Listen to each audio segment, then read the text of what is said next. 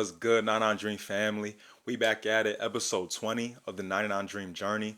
My name is Julian Taliaferro. You already know we coming again with another weekly business update, lessons for the week, and topic for the day, which is evolution of mind. But before this episode gets going, I first just want to say we are 20 weeks in, 20 weeks into the process, 20 weeks into the journey. It honestly doesn't even feel like that, but I'm proud of how far we've come so far and, how consistent we've been, right? Every week and, starting to push out these monthly book episodes as well. So, um, trying to continue to grow, trying to continue to push forward. And honestly, this is just the beginning and it's just the prelude, really, to what we can accomplish in the future, to what we're going to accomplish and what we're going to achieve. And I want to say thank you to everyone who's been tapped in so far to my journey and just been rocking with me so far. I hope that I could have given you guys some bit of game in at least one of these episodes and y'all could have taken something from it and hopefully maybe used it. And that's like my goal overall, right? So just to add a value, really. And just to say thank you again to everyone who's watching.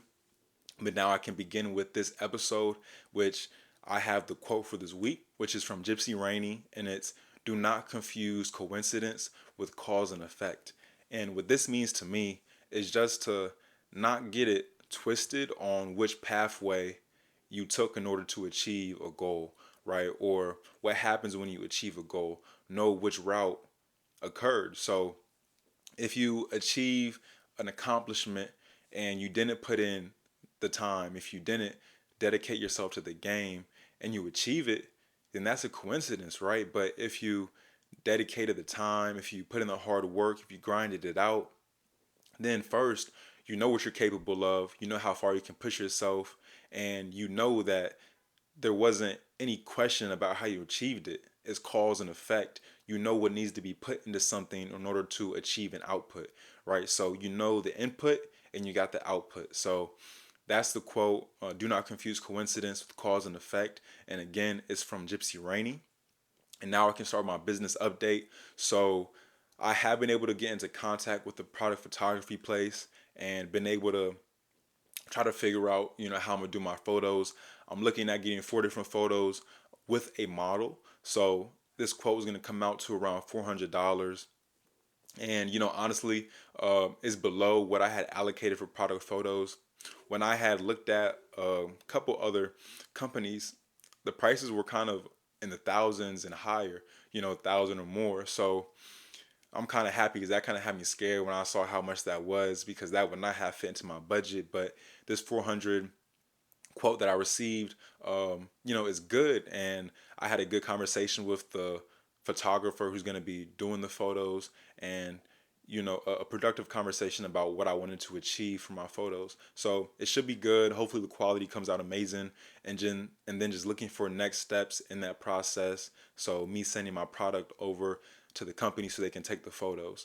Secondly, I try to get my brand verified on Amazon and in order to create my listing successfully, right? And I did not get approved.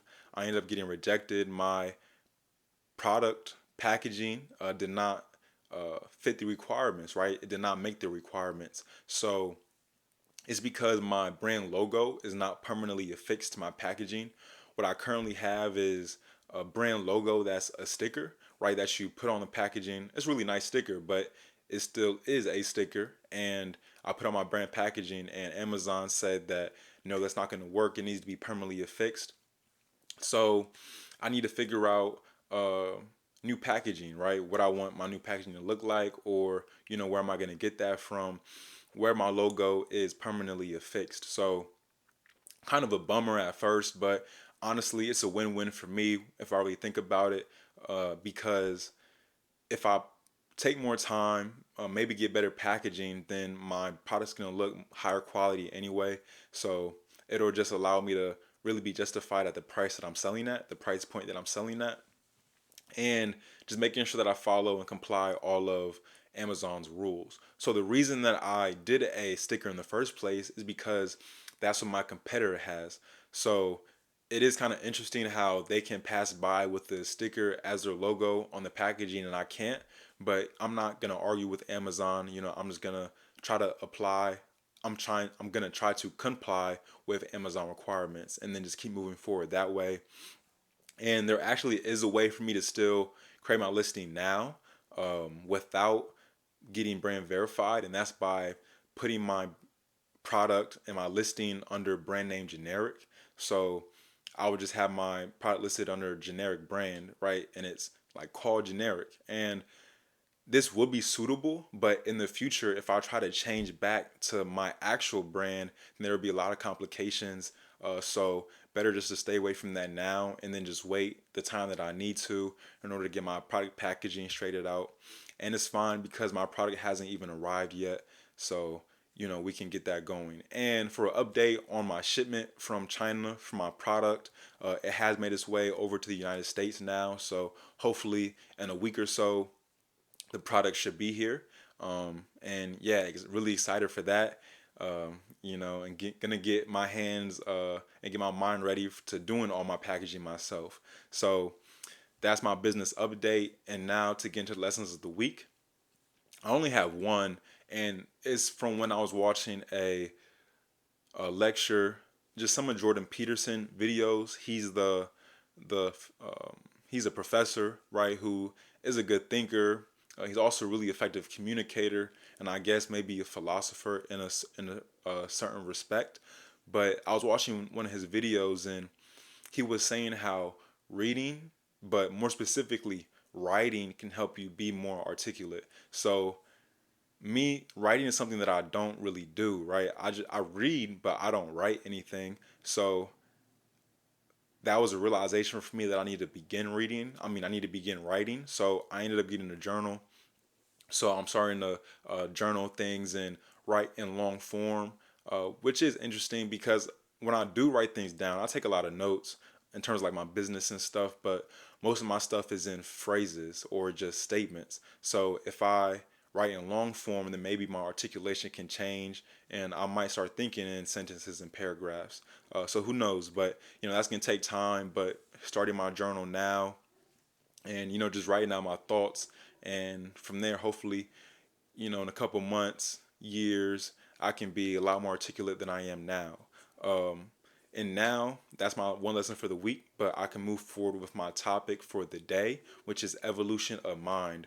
So when to get into this topic, to me, the mind is the most integral part of the body, right? When all else fails, when your body fails, when your legs, your arms, everything can fail, but your mind can be like that lasting lone warrior. Your mind is the only thing that lasts.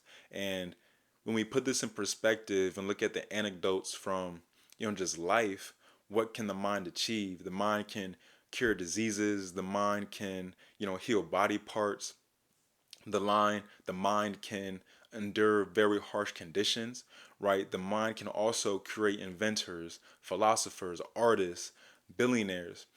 And when I think about it, I don't really see any limit to what the mind can achieve, right? To what the mind can offer you, right? It's just about unlocking the mind. So that brings the question on how do you unlock the mind? So it was interesting because on Saturday at this e-commerce meetup that I go to now, hosted by Wizards of Ecom, a really great meetup. But I was having a conversation with a couple of entrepreneurs just about entrepreneurship, life, being dedicated to being an entrepreneur, what it means for your mindset.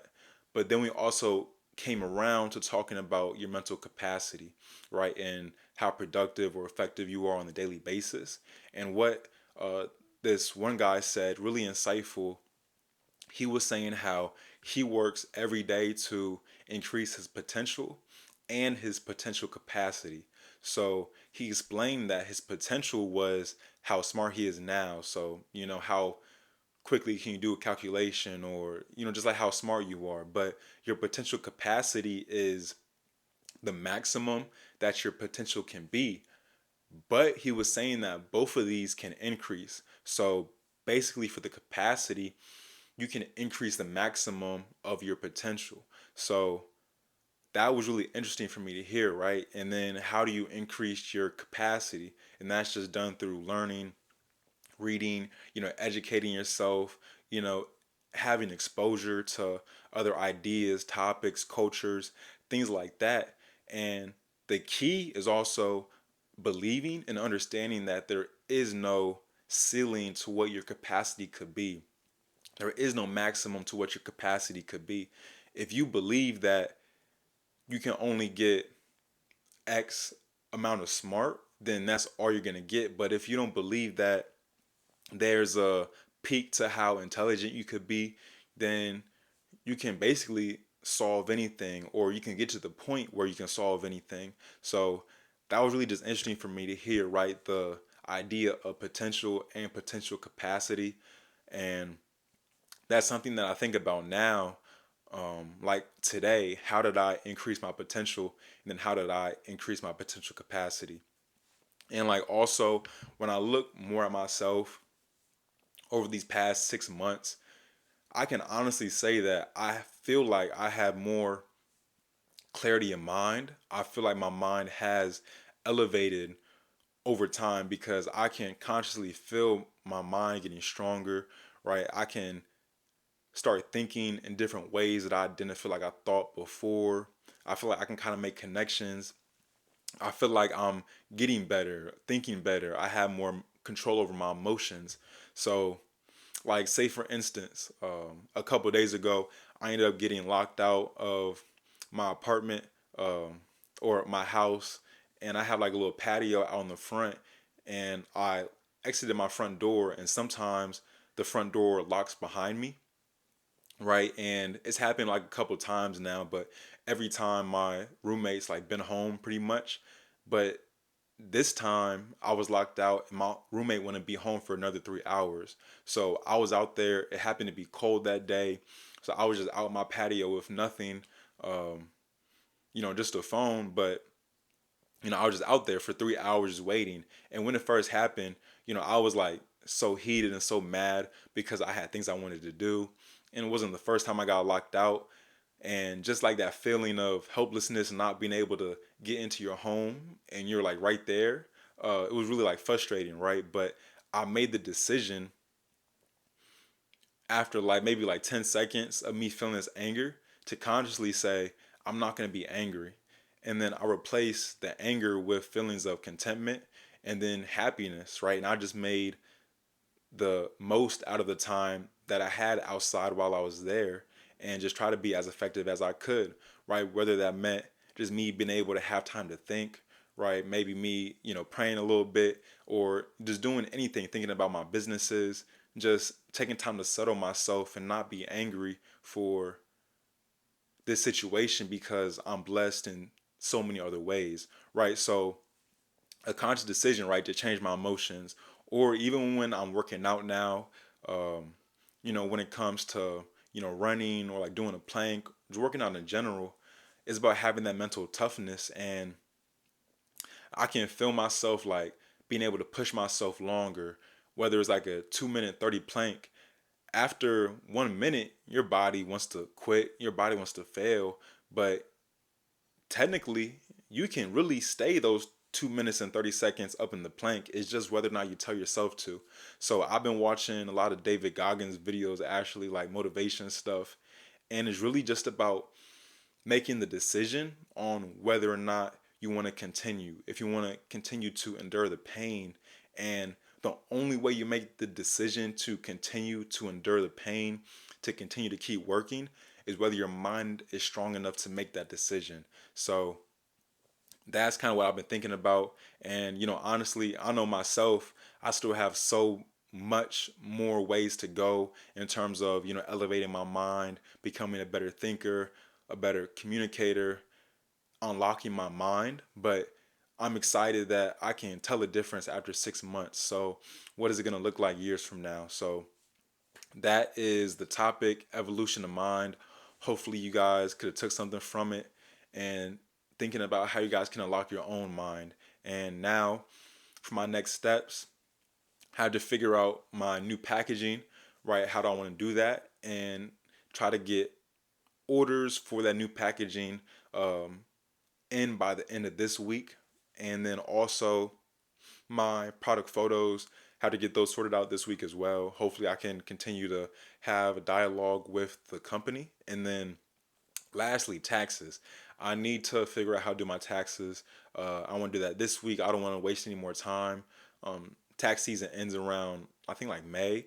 So I'd rather get the paperwork done now and then send it in now because I do have to mail it, in physical like paper mail. So I need to figure that out now. So that's it for this episode. So, all right, let's get it, y'all. Going to achieve your 99 dream. And it's 99 dream because you are going to achieve your dream.